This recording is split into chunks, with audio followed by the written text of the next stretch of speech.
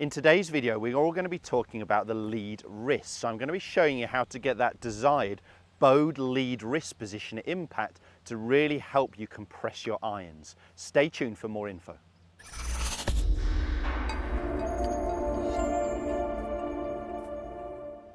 Welcome back to the TruGolf Academy. You've joined me, Jon Watts, today at Branston Golf and Country Club. Today's video, as I mentioned there in the intro, is all going to be about my lead wrist. So for me as a right-handed golfer, I'm talking about my left wrist, and we're going to be talking about impact position. So how to get this desired bowed lead wrist impact to help me compress the golf ball correctly, squeezing, if you like, the ball between the club and the turf to get maximum distance and that little downward angle of attack that we're looking for.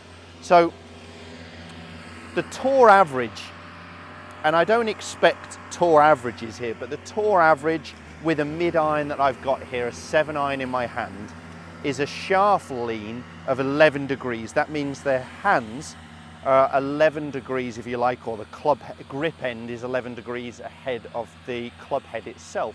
That doesn't mean they de-loft it by 11 degrees. They are de-lofting it normally by about 4 or 5 degrees.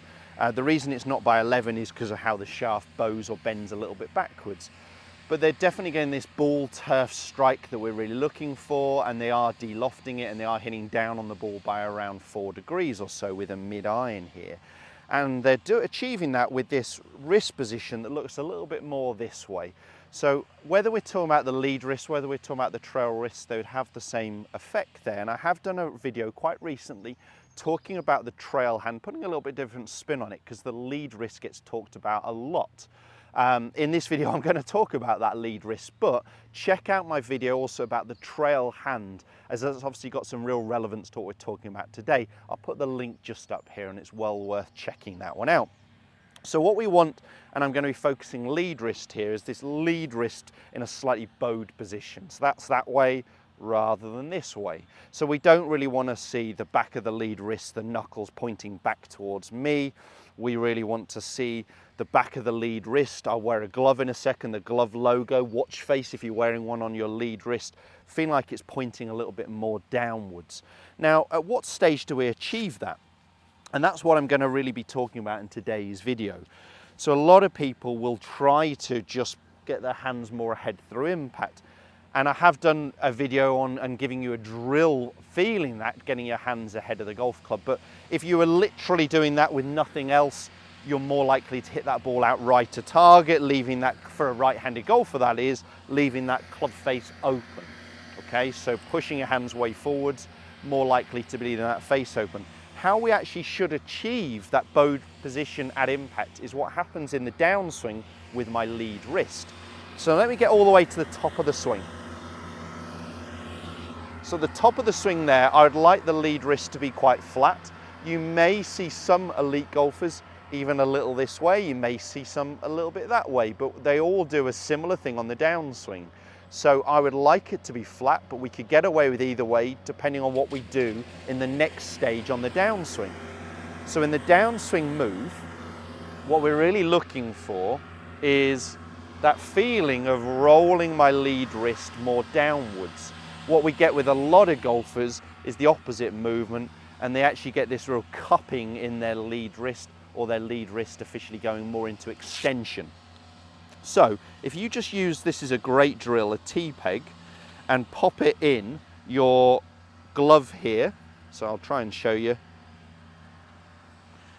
In that little bit to stop it moving anywhere, do the Velcro up on the glove and use that as your pointer on your wrist. And what you're going to be trying to feel in the start of the downswing is that you roll that lead wrist downwards to try and get the feeling of the T-peg pointing level or more downwards rather than the T-peg pointing up in the air, which is leaving that face way open. If you get that club face open, that T-peg pointing forwards, and you try and push your hands forwards, you're going to promote the heel to the ball, you're going to be leaving that face way open. So what we're trying to achieve is that feeling of rolling the lead wrist downwards, and you can see what effect that has on the club face position at that last parallel position I'm at here.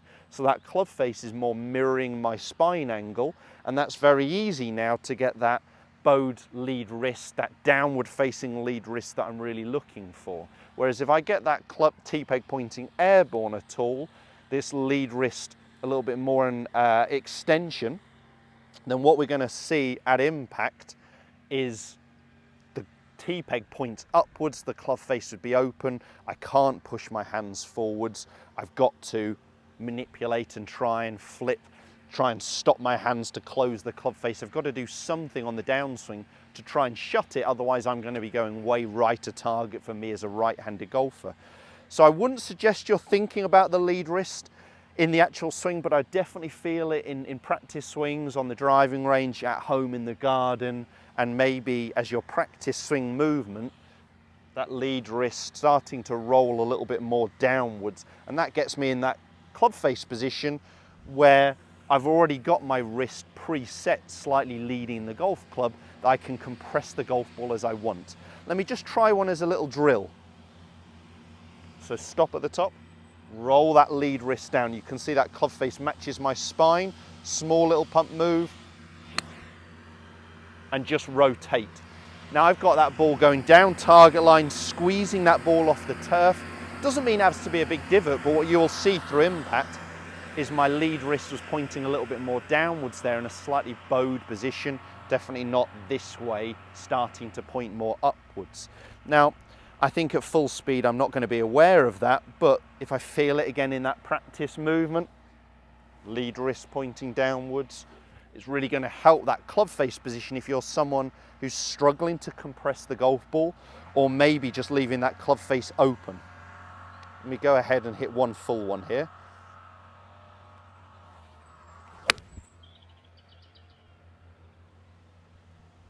That felt nice.